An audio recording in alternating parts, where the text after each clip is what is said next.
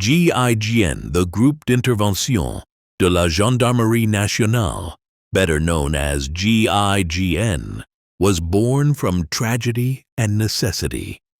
Its creation was directly linked to one of the darkest moments in modern sporting history, the 1972 Munich Olympics massacre. The world watched in horror as terrorists from the Black September group took Israeli athletes hostage. The failed German rescue attempt ended with the death of all the hostages and highlighted the inadequacy of existing police and military structures to deal with such complex crises. France, with its global interests, vulnerable diplomatic missions, and history of domestic unrest, recognized it could not rely solely on conventional forces to counter such threats. In 1973, within the ranks of the Gendarmerie Nationale, a military force responsible for internal security, the GIGN was formed. It was designed as a precision instrument, small, elite, and capable of handling hostage rescues, counter-terrorism, and other high-stakes crises that exceeded the capacity of ordinary law enforcement. The GIGN was not modeled after any existing unit. Rather, it represented a new concept, a permanent, dedicated counter-terrorist force integrated into national security, trained not only to eliminate threats, but to protect lives wherever possible. From the start, their motto, s'engager pour la vie, commit for life, reflected their dual mission, to neutralize danger and preserve human life. Based initially at Maison Alfort near Paris, the unit started small, fewer than 20 men, hand-picked and rigorously trained. The GIGN's founding commander, Christian Proutot, instilled a culture of innovation and humility. He sought men who were not just physically capable, but who could think critically, work as part of a team, and remain calm in the most extreme situations. The unit's early days were marked by experimentation. There was no template, no manual.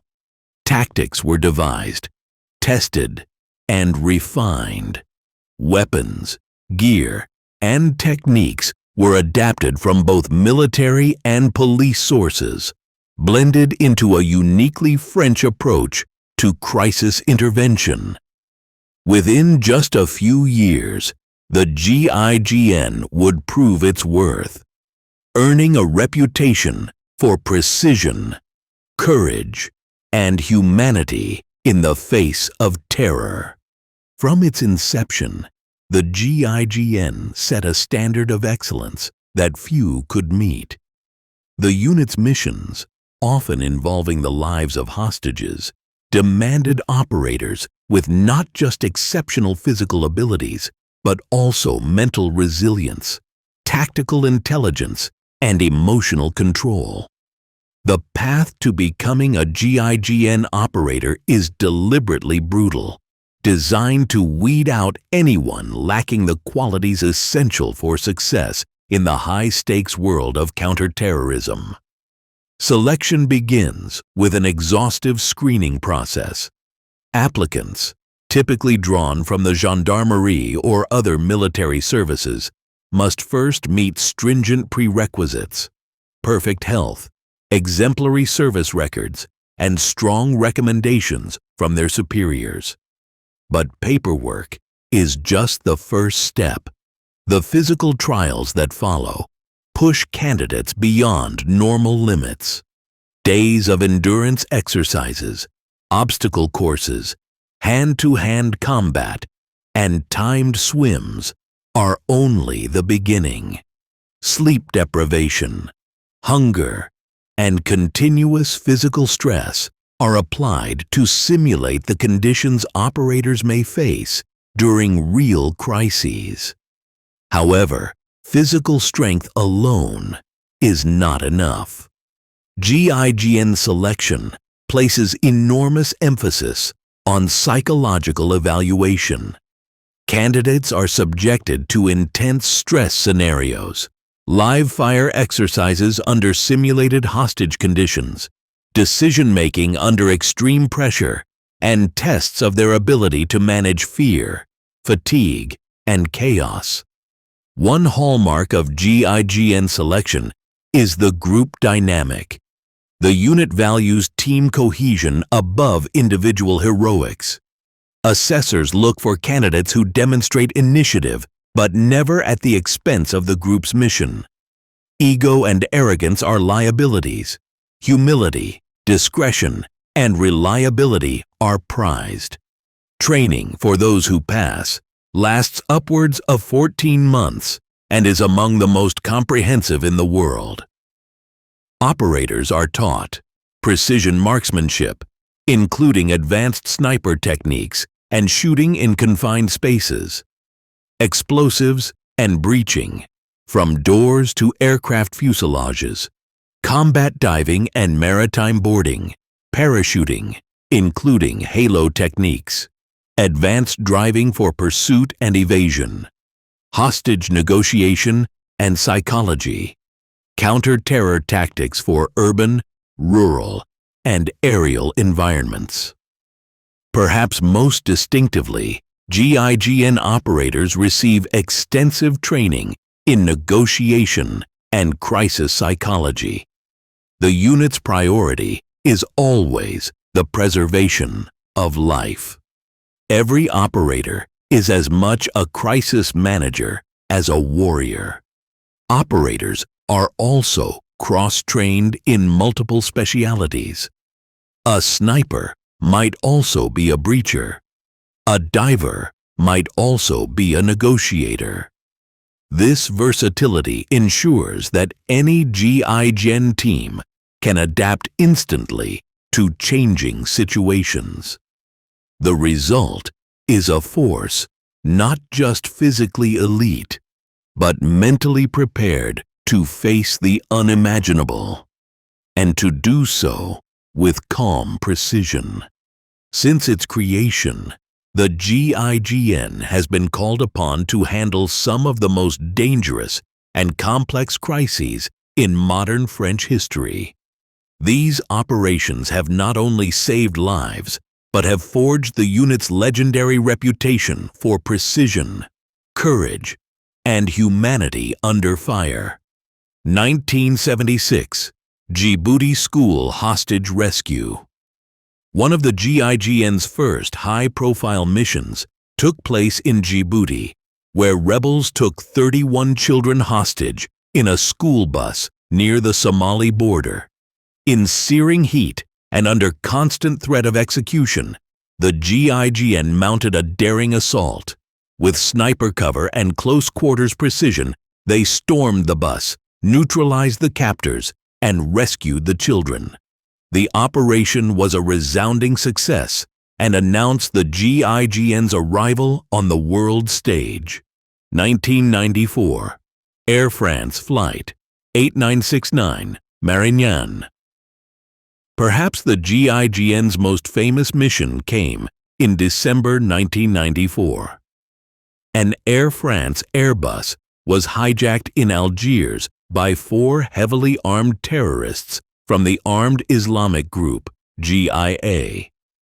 The plane, with 173 people aboard, was flown to Marseille's Marignane airport, where the terrorists planned to crash it into Paris.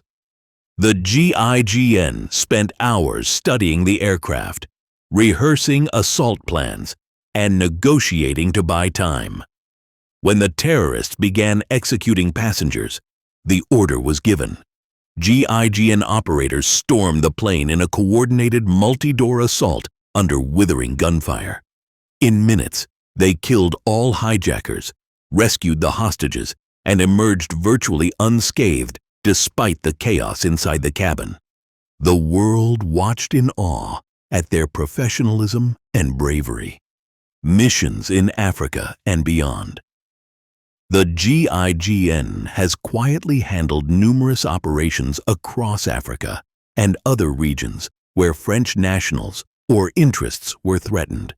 From freeing hostages in Mali and Niger to protecting French embassies and diplomats during coups and uprisings, the GIGN's reach extends far beyond France's borders. These missions are often conducted in cooperation with French intelligence services and are shrouded in secrecy, their details known only to those who were there.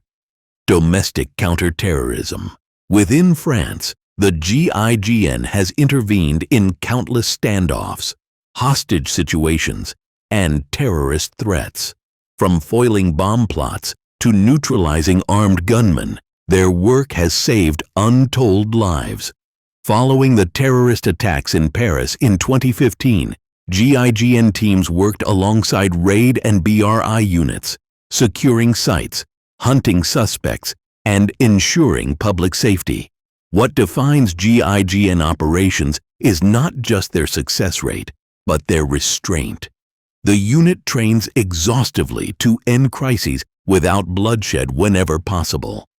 When force is required, it is applied with precision and purpose. Tactics. Precision before power.